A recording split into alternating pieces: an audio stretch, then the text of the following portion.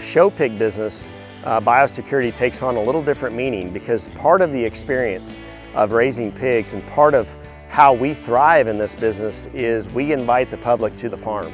It's very necessary that our customer actually gets to see and evaluate the animal that they're buying. It's very important to us as a seller and a breeder that we can give that buyer the experience at our farm. We want the buyer to know what they're seeing and know what they're buying. We want them to experience the culture and sort of the environment here at the farm. We want to bring them to the hill, and in our case, that requires a different level of biosecurity. Naturally, biosecurity is part of a process where we want to protect ourselves from outside disease, and we want to make sure that others are protected from diseases that we have.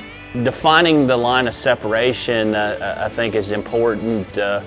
We can be doing everything right from a biosecurity standpoint, but some simple things just like changing shoes, wearing coveralls, particularly to your quarantine facility or around new pigs or potentially pigs that are sick. As swine producers, we need to make sure that our staff at the farm and people that help us at the farm understand our biosecurity protocols, but I also think it's important to educate people outside of the farm, delivery truck drivers, whether it's feed truck, UPS truck. I think that those people that we work with on a day-to-day basis or throughout the year also need to understand our biosecurity, why we're doing what we're doing, and they need to do their part to ensure that that we have a successful biosecurity plan.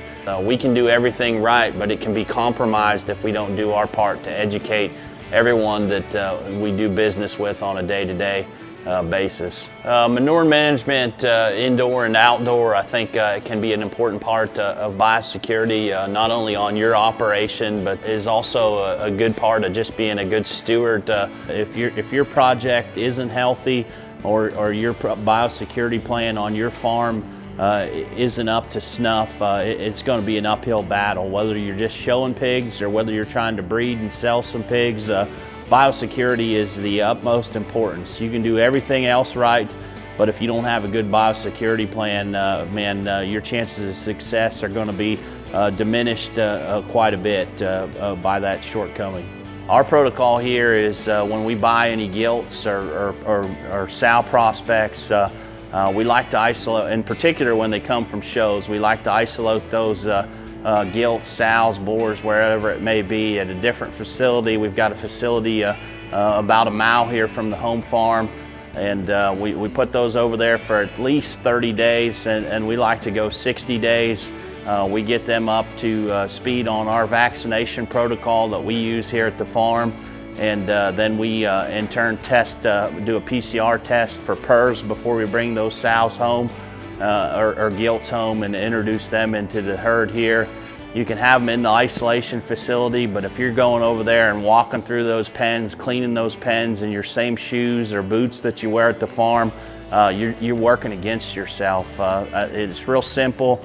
You can buy a cheap pair of shoes, cheap pair of boots to leave at your isolation facility. Change those when you're cleaning pens, feeding, whatever you may be doing. And I also think it's important to have a different set of utensils or tools. We don't need to be taking shovels and scrapers back and forth from farm to farm.